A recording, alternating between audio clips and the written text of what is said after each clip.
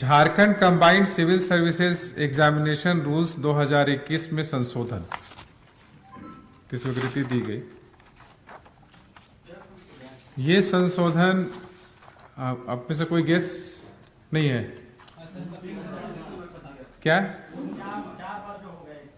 नहीं, वो भी नहीं है। नहीं, वो तो अलग है।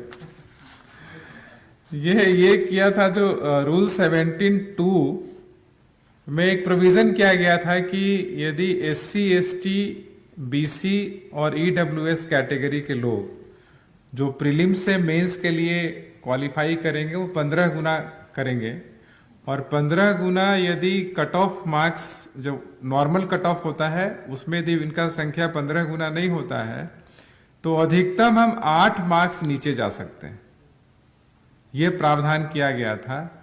तो ये 8 मार्क्स का जो बंधेज था उसको समाप्त कर दिया गया है कि हो सकता है कि 8 मार्क्स कम करने के बाद भी इन लोगों की संख्या 15 गुना नहीं होगी, तो फिर क्या होगा। इसलिए 8% जो मार्क्स रखा गया था नीचे ले जाने का, वो लिमिट को समाप्त कर दिया गया है। और तब तक नीचे जाएंगे, कट ऑफ मार्क्स करते जाएंगे जब तक कि इनकी संख्या 15 गुना नहीं होता है।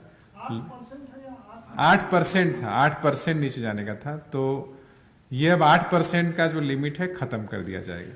लेकिन इन एनी केस जो क्वालिफाइंग मार्क्स है जितना फिक्स किया हुआ है उससे ऊपर ही रहना होगा, उससे नीचे नहीं जाए।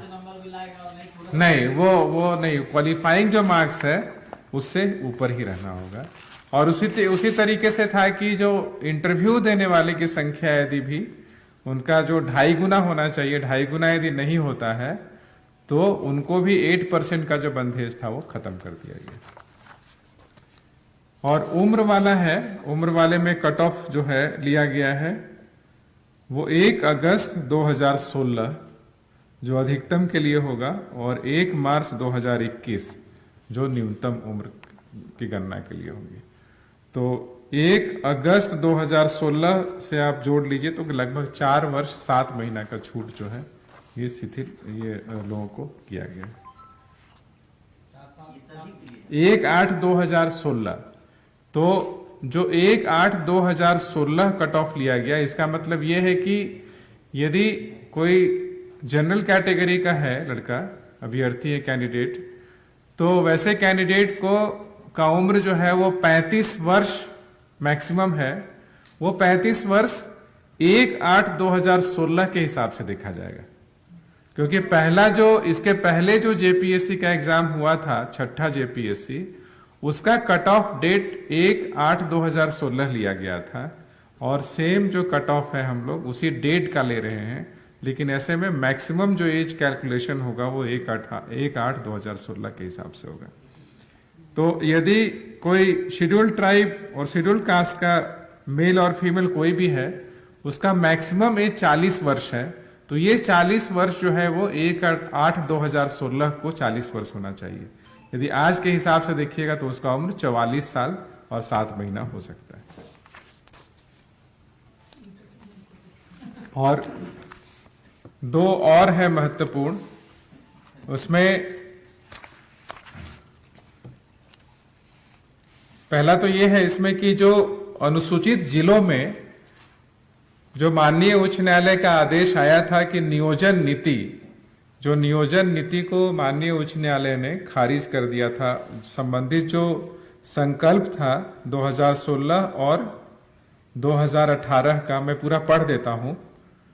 राज्य के अनुसूचित जिलों के जिला स्तर के समूह ख के अराजपत्रित तथा समूह ग एवं समूह घ पदों पर नियुक्तियों से संबंधित जिले के स्थानीय निवासियों को प्राथमिकता देने संबंधी अधिसूचना संख्या 5938 दिनांक 14/7/2016, जो कि ब्रैकेट में संकल्प संख्या 8468 दिनांक 20/11/2018 द्वारा यथा संशोधित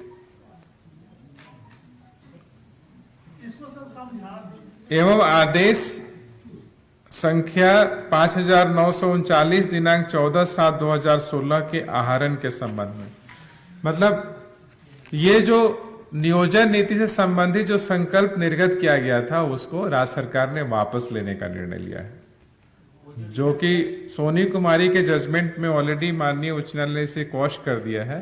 तो इसको अनुसूचित जो जिला है उससे संबंधित जो संकल्प निर्गत किया गया था उसको वापस लेने का निर्णय लिया गया है।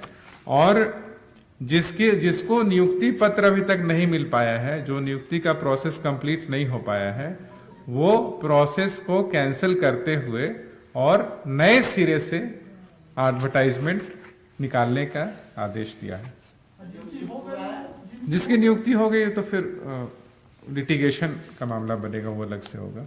लेकिन नेक्स्ट ये है कि जो गैर अनुसूचित जिले में जो 2 संकल्प निर्गत किए गए थे, जो संकल्प संख्या 3854 दिनांक 1/6/2018